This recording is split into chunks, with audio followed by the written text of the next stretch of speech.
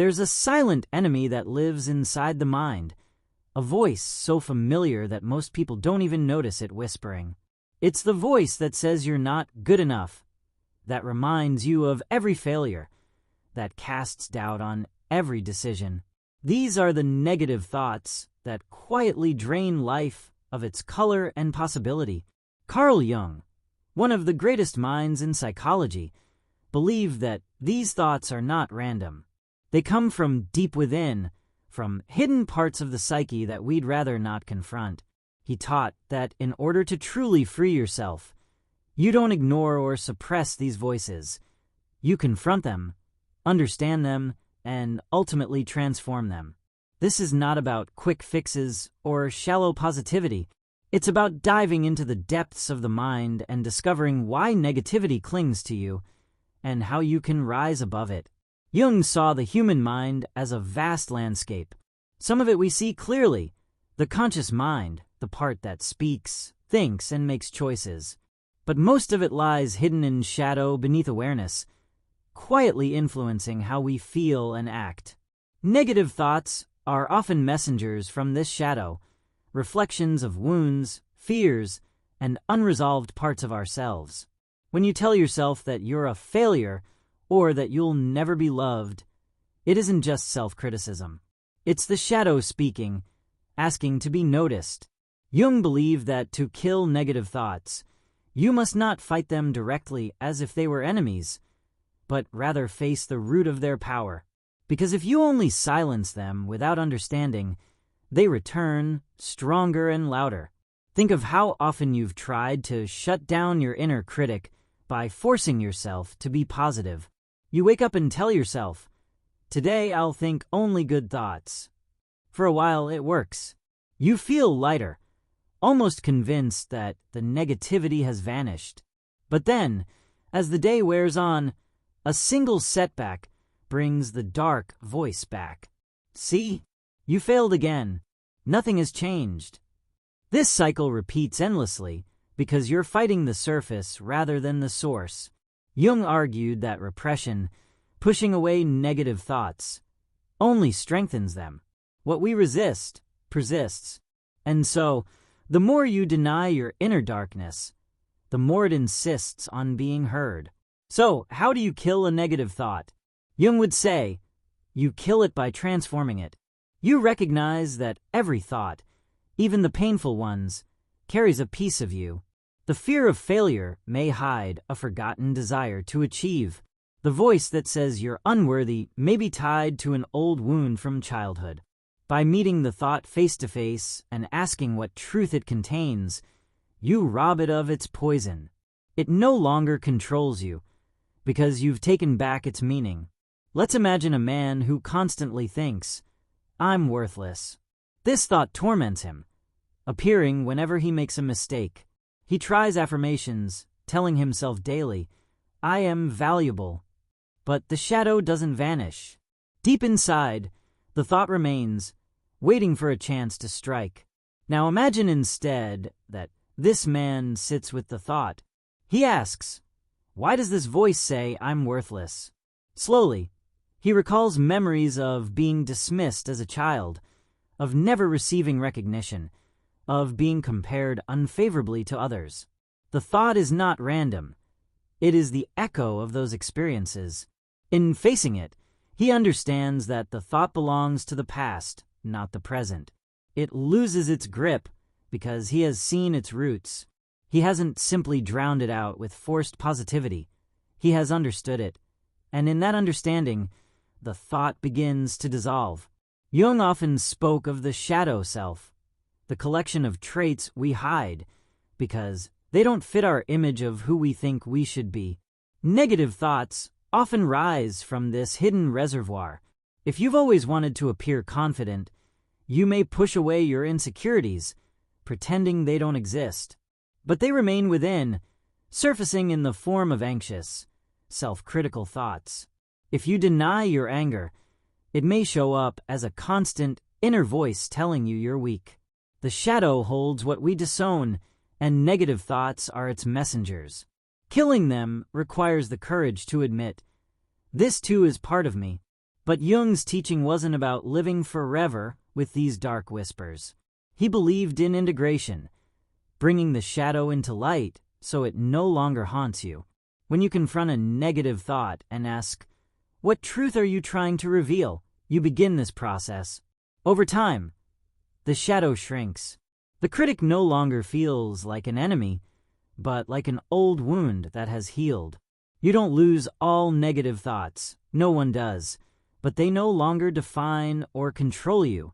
That, Jung would argue, is how you truly kill them. Most people want a faster solution. We want to wake up tomorrow with only uplifting, happy thoughts.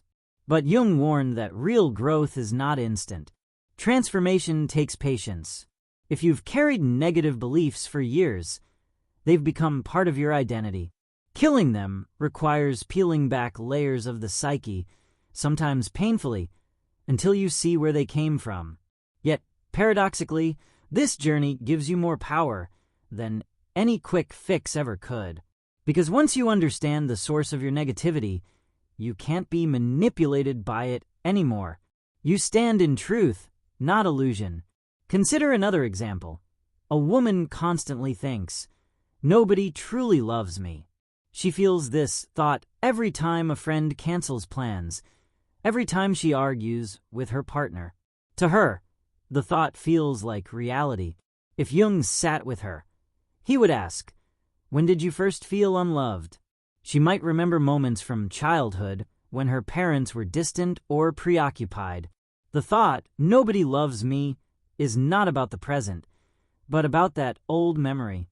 By bringing this into awareness, she sees the thought for what it is, not truth, but a story created long ago. And in that moment, the thought weakens. She can tell herself, "This is not me today. This is a shadow from the past." Each time she does this, the thought loses power, until eventually it no longer dictates how she feels. This is why Jung's approach feels radical. Instead of covering pain with positivity, he taught us to enter it. Instead of fearing negative thoughts, he encouraged us to look at them as guides. What you most want to avoid often holds the key to your freedom. Killing negative thoughts, then, is less about destruction and more about transformation. You don't simply remove them. You evolve beyond them. Another layer to Jung's perspective lies in the collective unconscious. He believed that beyond personal wounds, we carry archetypes, universal patterns of thought inherited from humanity itself. Some negative thoughts are not only your own, but echoes of collective fears.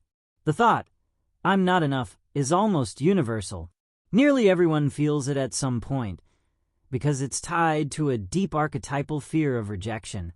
By realizing that some negative thoughts are not uniquely yours, but part of the human condition, you can detach from them. You see them not as absolute truths, but as ancient echoes that visit every soul.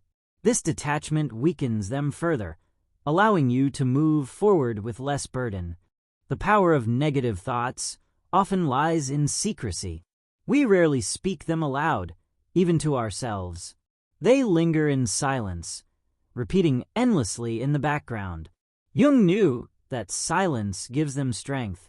To break their spell, you must bring them into the light, whether by writing them down, speaking them in therapy, or honestly acknowledging them in your own heart. When the thought is exposed, it often loses its grip. Have you ever said a fear aloud and realized it sounded less terrifying once spoken?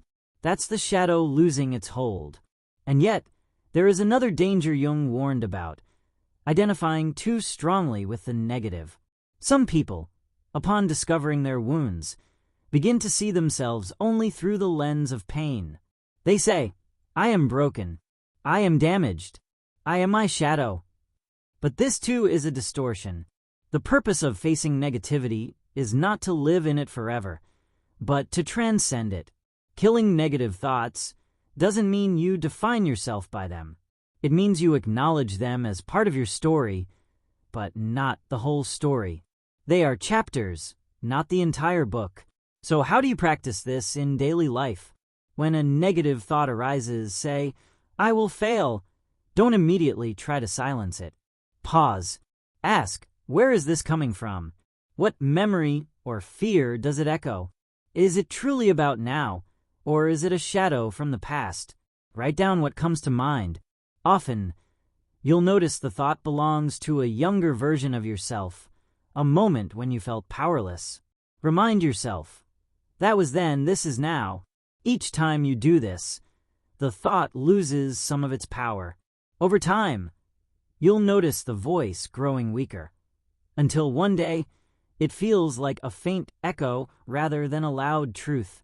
But Jung also believed in imagination as a tool for transformation. He developed a technique called active imagination, where you consciously engage with inner voices. If a negative thought tells you, "You are worthless," instead of ignoring it, you imagine sitting across from it. You ask it questions. Why do you say this? What do you want from me? Often, surprising answers emerge. The thought may reveal that it's trying to protect you from disappointment, or that it's carrying an old memory. In giving the thought a voice, you begin to understand it, and through understanding, you dissolve its power. Active imagination transforms what feels like an enemy into a teacher. This process might sound strange, but think of how often you already talk to yourself internally. By directing that conversation, you gain control over it. The negative thought is no longer an unconscious whisper. It becomes a dialogue, one you can eventually end. Even dreams, Jung taught, hold clues to negative thoughts. The unconscious speaks in symbols at night, showing us what we repress in the day. If you notice recurring dreams of failure, rejection, or fear, ask yourself, what are these dreams trying to show me about my waking thoughts? Often, dreams exaggerate what we ignore, giving us a clear picture of our inner struggles. By paying attention to them, you gain insight into what negative beliefs are most active within you. The journey Jung describes is not easy. Killing negative thoughts is not a single battle, but a lifelong process of awareness and transformation. But each step gives you more freedom. Each time you face the shadow, you reclaim a piece of yourself that was lost. And slowly, you realize the negative thoughts never truly belonged to you. They were fragments, echoes, unhealed parts. In confronting them, you gather those pieces back and become whole. This is the paradox Jung reveals. To kill negativity, you must first allow it to live, to speak, to be heard. Only then can you see through it, understand it, and release it. The very thoughts that once seemed like enemies become guides toward your highest self. When you begin to see your negative thoughts as guides rather than enemies, the way you relate to them changes. Instead of panicking every time they appear, you notice them with curiosity. Imagine walking through a forest. In the distance, you see a dark figure. At first, you're afraid. You want to run because it looks threatening. But as you step closer, you realize the figure is not a monster, but a wounded traveler. He isn't here to harm you. He's carrying a message. That's what negative thoughts are. They are signals from parts of yourself that are hurt, forgotten, or ignored. By facing them with courage, you uncover what they are trying to tell you, and in doing so, you dissolve their power. Jung understood that the mind works in opposites. Just as there is light and dark, there is joy and sorrow, hope and despair. A thought like, "I'm useless," always carries within it the seed of its opposite, the possibility of value. The darkness exists so that you can discover the light hidden inside it. This is why Jung emphasized integration. To kill negative thoughts doesn't mean destroying the dark half of the mind. It means embracing it fully, then finding the balance that gives birth to strength. It's like melting raw ore into pure metal. At first, it looks ugly and unrefined, but with fire and pressure, it becomes something solid and unbreakable. Let's look at how this works in daily life. Imagine you've just failed at something important, a project, an exam, or even a relationship. The first thought that often rises is, "I'm a failure." Most people try to escape this thought quickly, distracting themselves with television, food, or endless scrolling on their phone. But Jung would say, stop. Stay with the thought for a moment. Listen to it. Ask why it appears. You may realize that the thought is less about the current failure and more about an old wound of not feeling capable enough. When you see this, the thought is stripped of its power. Instead of becoming a self-fulfilling prophecy, it becomes a clue that points you toward healing that wound. Killing it doesn't mean suppressing it. It means understanding it so deeply that it no longer controls you. This process demands honesty. Many people are afraid of their own thoughts.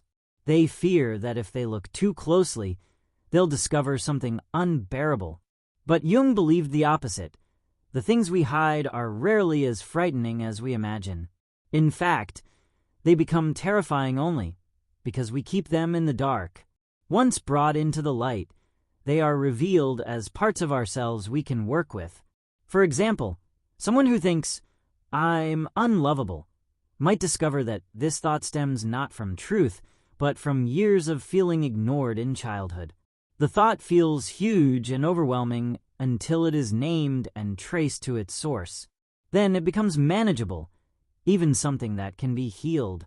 The real danger, Jung argued, is not the negative thought itself, but our unconscious identification with it. When you hear, "I'm worthless" in your mind, and you believe it without question, that's when it controls you. The key is to create space between the thought and yourself. Notice the difference between "I'm worthless" and "I'm having the thought that I'm worthless." The first is identification. The second is awareness. In the space of awareness, you're no longer a prisoner of the thought. You're the observer. And the observer always has power. That's where transformation begins. Another important piece of Jung's teaching is projection.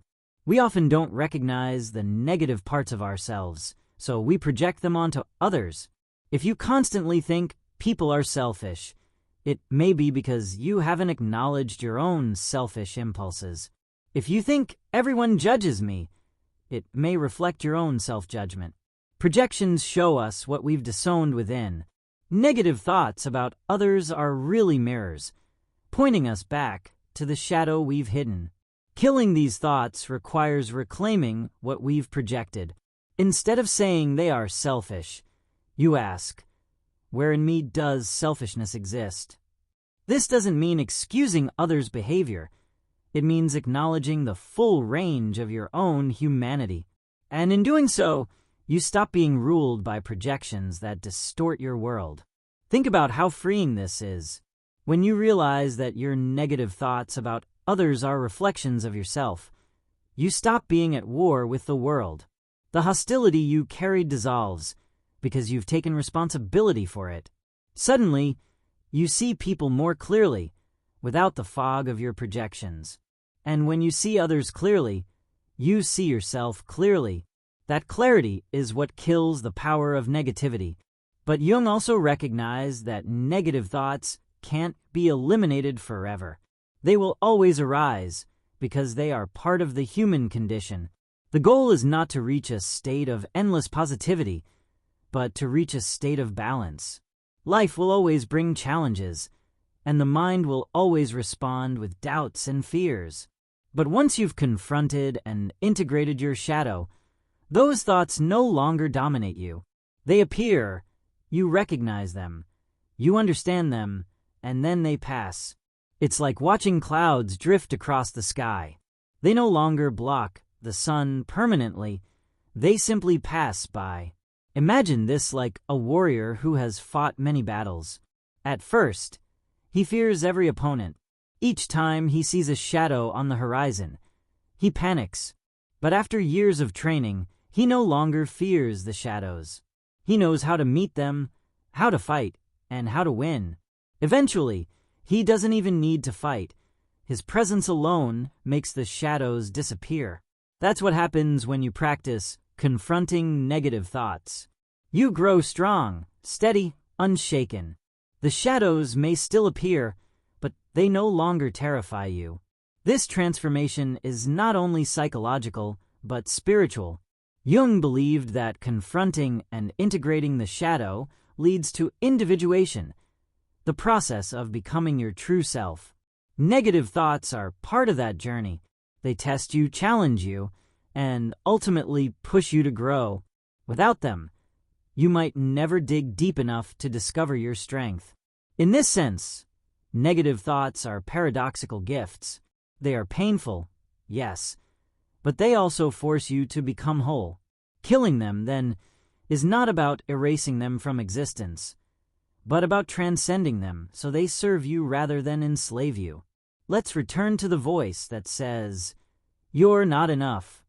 At first, it feels crushing, but as you face it, you realize it's pushing you to ask deeper questions. What does it mean to be enough? Who decides my worth? Slowly, you see that the voice is not truth. It's a question in disguise. And by answering it for yourself, you gain freedom. You no longer rely on others to define you. You kill the negative thought by transforming it into wisdom. Or take the thought, "I will never succeed."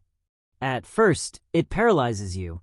But if you face it, you might discover it's rooted in fear of trying and failing. The thought exists to protect you from disappointment. By recognizing this, you can thank the thought for its attempt to shield you while still choosing to act. You kill the thought not by hating it, but by understanding its purpose and moving beyond it. This approach requires compassion. Most people react to their negative thoughts with judgment. "I shouldn't think this. I'm weak for feeling this way."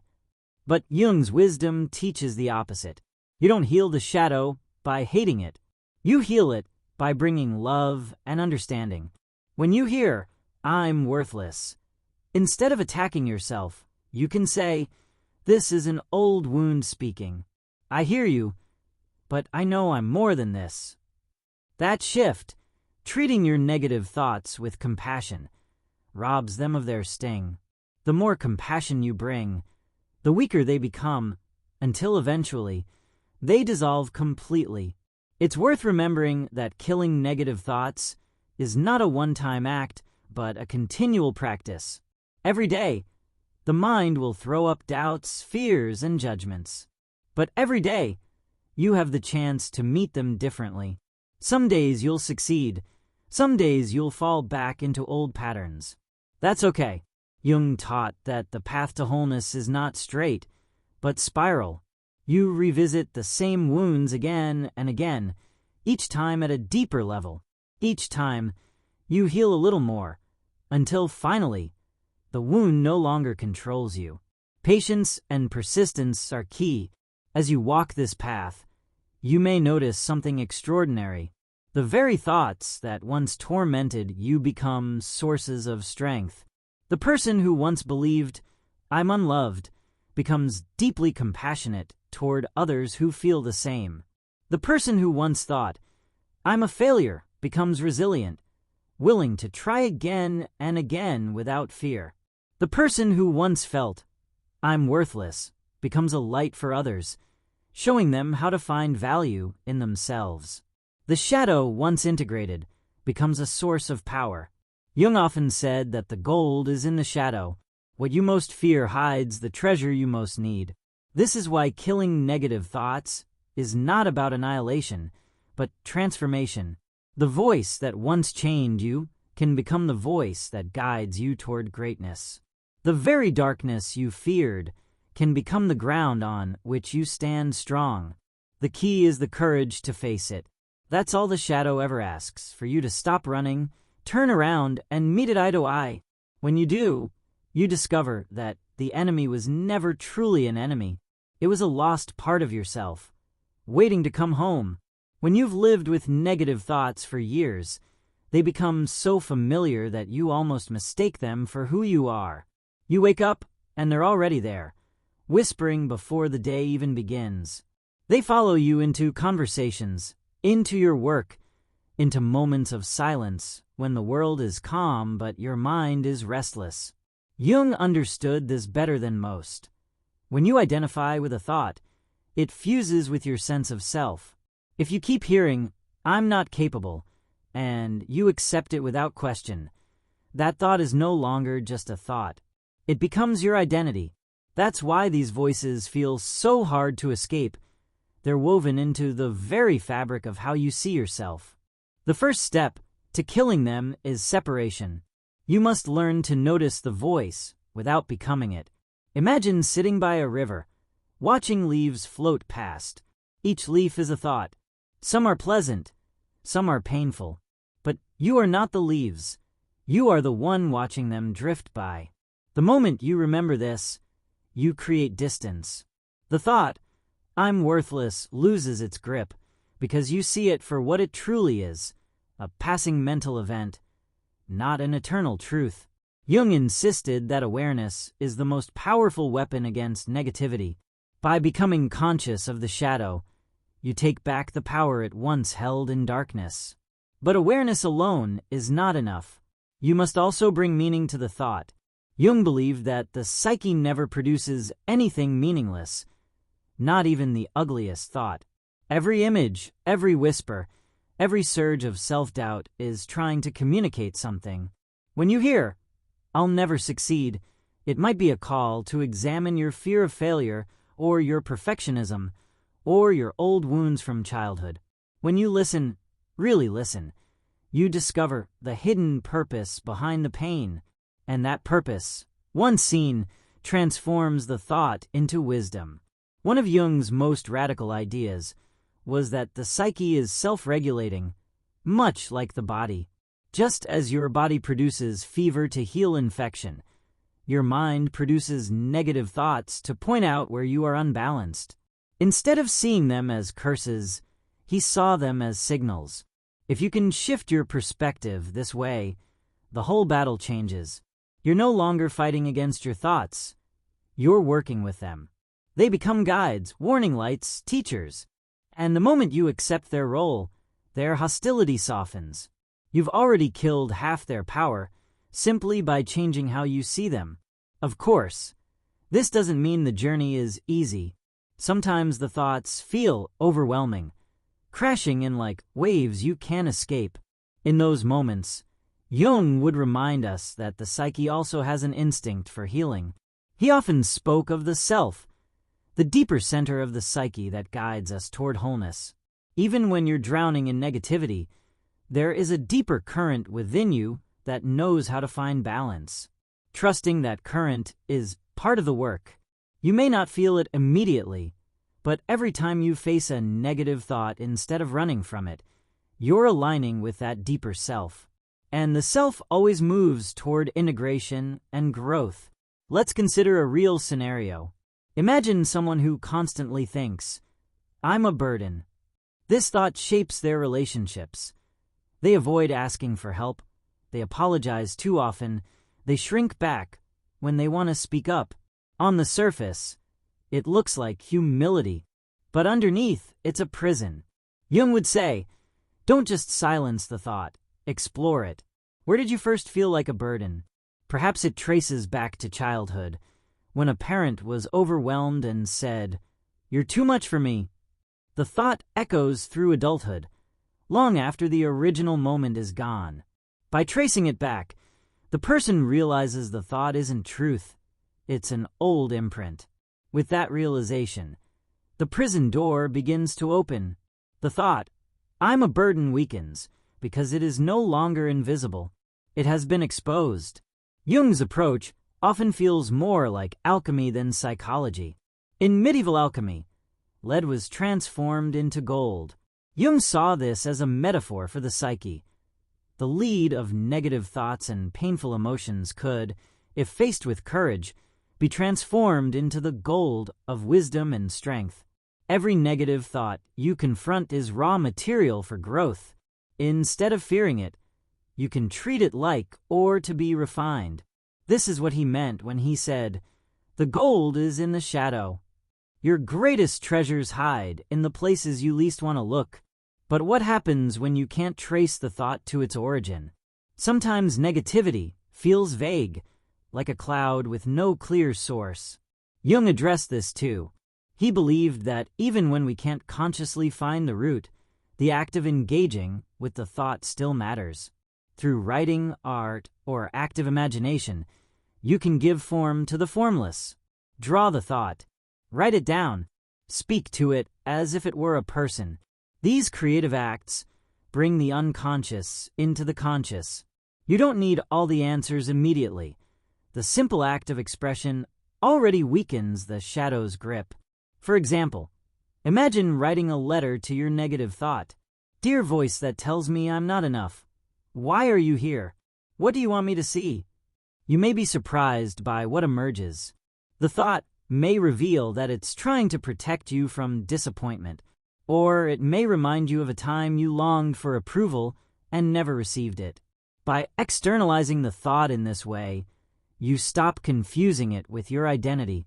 It becomes something separate, something you can examine, and ultimately something you can outgrow. It's also important to remember that negative thoughts thrive in isolation. When you keep them locked inside, they echo endlessly, convincing you they are true. But when you share them, whether in therapy, in writing, or with someone you trust, the echo breaks. Others can reflect back to you what you can't see on your own. Jung himself valued dialogue deeply.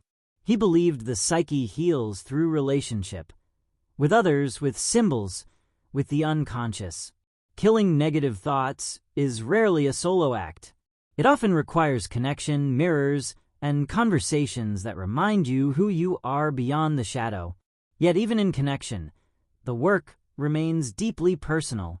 No one else can fully confront your shadow for you. Others can guide, support, and hold space, but the actual transformation is yours alone. And this is where courage becomes essential.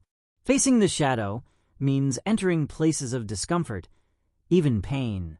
It means remembering wounds you wanted to forget. But paradoxically, the more you dare to face the pain, the freer you become. What once felt unbearable becomes the very ground on which you build strength. Think of it like entering a cave. At the entrance, it looks dark and frightening. You resist stepping inside because you imagine monsters waiting. But as you move deeper, your eyes adjust.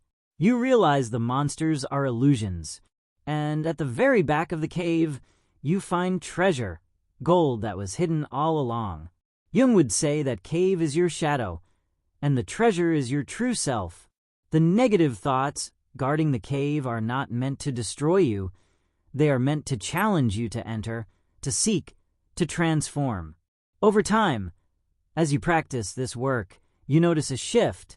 The thoughts still arise, but you no longer believe them blindly. They no longer dictate your choices. Instead of collapsing under, "I'm not enough," you pause and reflect. You might still feel the sting, but you also feel the strength to respond differently. That difference between reacting unconsciously and responding consciously is the very essence of killing negative thoughts. They may appear, but they no longer rule your life. And then something else begins to happen. The energy you once spent fighting or running from negativity becomes available for growth. Instead of exhausting yourself with inner battles, you channel that energy into creativity, relationships, and purpose. You discover new possibilities that were once hidden beneath the fog of self-criticism. This is one of Jung's greatest insights. When you integrate the shadow, you reclaim not just peace, but power. The parts of you that once sabotaged you now fuel your wholeness. Consider the artist who once thought, "My work is worthless." At first, this thought kept him from creating. But when he faced it, he realized it came from an old memory of being mocked for drawing as a child. By confronting it, he not only healed that wound, but also reclaimed his passion for art. The very thought that once silenced him became the key to unlocking his creativity. This is the transformation Jung described.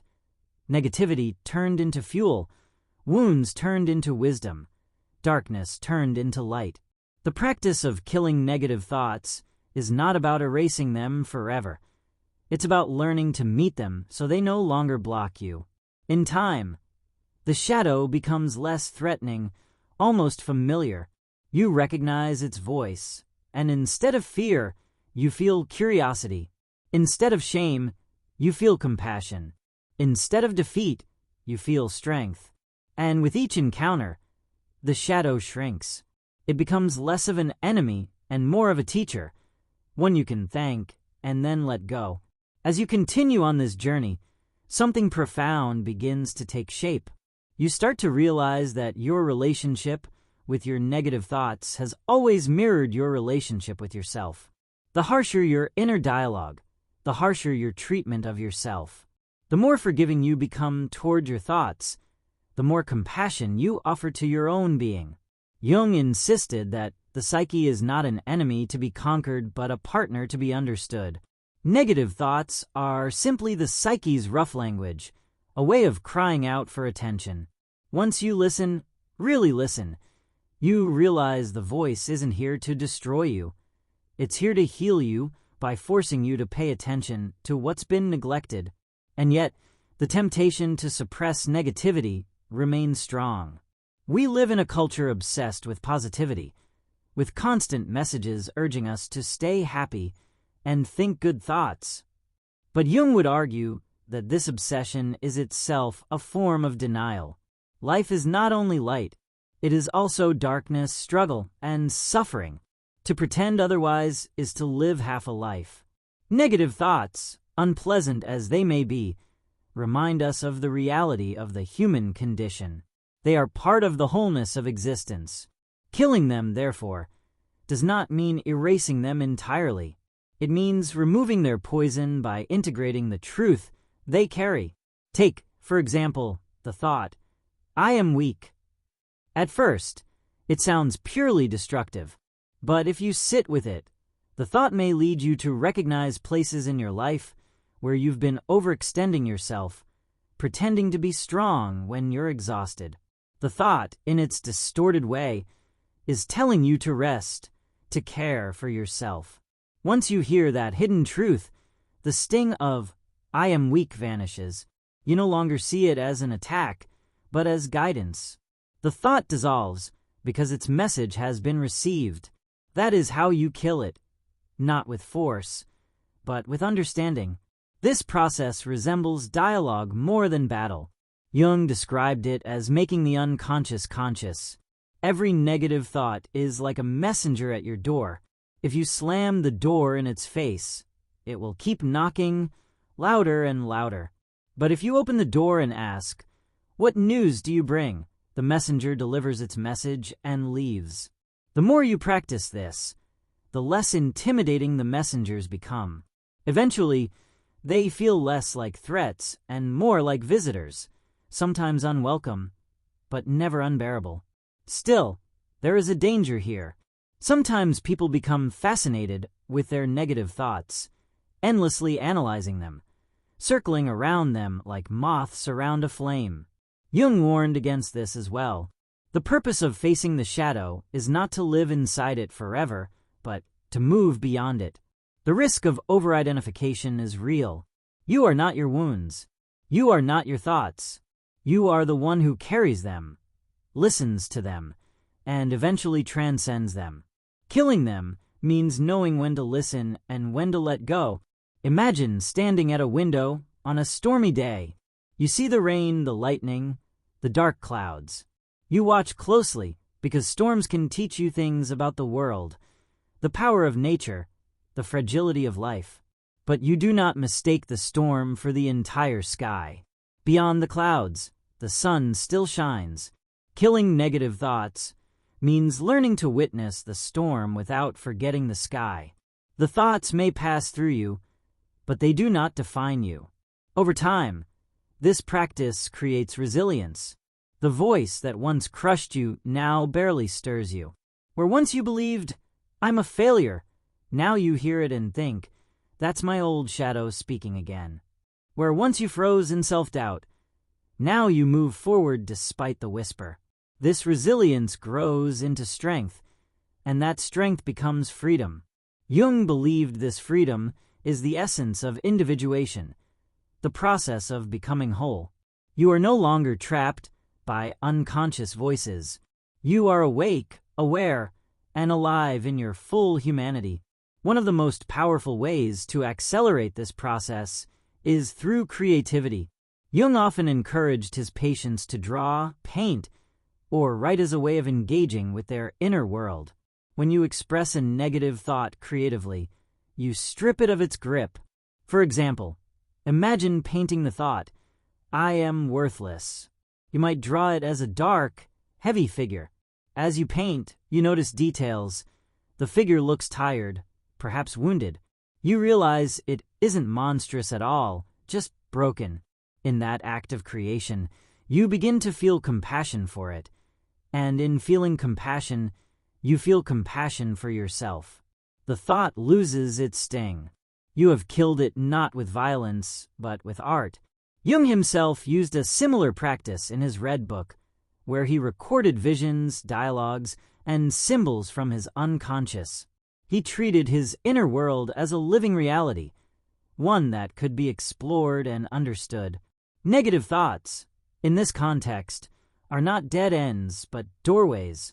Each one opens into a deeper chamber of the psyche.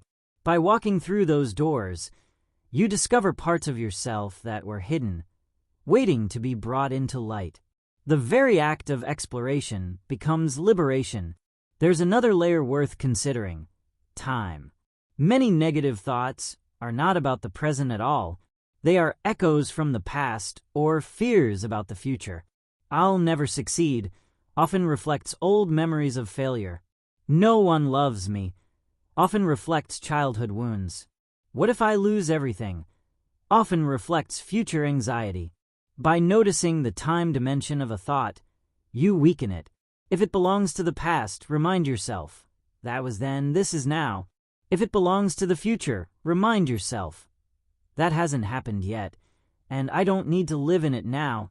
This awareness brings you back to the present, where the thought has far less power. Jung also taught that symbols and archetypes shape our thoughts more than we realize. For example, the archetype of the critic lives in all of us, the inner judge that measures and finds fault. When you hear, "You're not good enough," you are meeting this archetype. Recognizing it as an archetype, not a personal truth, gives you space. You realize, this voice belongs to the human condition, not just to me. Everyone carries it in some form. In that moment, you are no longer isolated in your suffering. You're connected to something universal, and that connection itself brings relief. At times, killing negative thoughts also requires action. If your mind constantly tells you, "You can't do this," one of the most powerful responses is to do it anyway. Jung believed that action is a form of integration. By stepping into the very thing the shadow fears, you prove to yourself that the thought has no ultimate authority. The experience contradicts the voice, and slowly, the voice grows quieter. Each courageous step you take is like a sword cutting through the shadow's illusions. But courage doesn't mean recklessness. Jung emphasized balance. Facing negative thoughts is not about drowning in them or forcing yourself into situations you're not ready for. It's about steady, intentional steps. Each time you meet the shadow with awareness and compassion, you build strength. Each time you take a step despite the voice of fear, you build confidence. Slowly, these small victories accumulate until one day you realize the negative thoughts that once ruled your life now barely touch you. There will still be days when the shadow feels heavy, when the old voices return louder than expected. That's natural. Healing is not a straight line. Jung often compared it to the spiral. You revisit the same themes again and again, but each time at a higher level of understanding. A thought that once shattered you now only stings. A thought that once stopped you now merely slows you down. Progress is measured not by the absence of negativity, but by your growing mastery in responding to it. And here lies the ultimate truth. To kill negative thoughts is to realize they were never truly alive on their own. They were fragments, echoes, pieces of memory and fear. Their power came only from your belief in them. The moment you stop believing, they lose their reality. They may appear, but like smoke, they vanish when you try to grasp them. What remains is you, your deeper self, whole and unshaken. Jung's wisdom leads us here, to a place where the shadow no longer dominates, where you are free to live not as a prisoner of thought, but as the author of your own story. When you finally see this, you discover a kind of peace you may never have thought possible. The mind no longer feels like a battlefield. Negative thoughts may rise, but they no longer control you.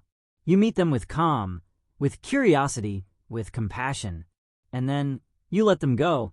The shadow becomes a companion rather than a tyrant, and in that moment you have killed negativity, not by destroying it, but by transcending it.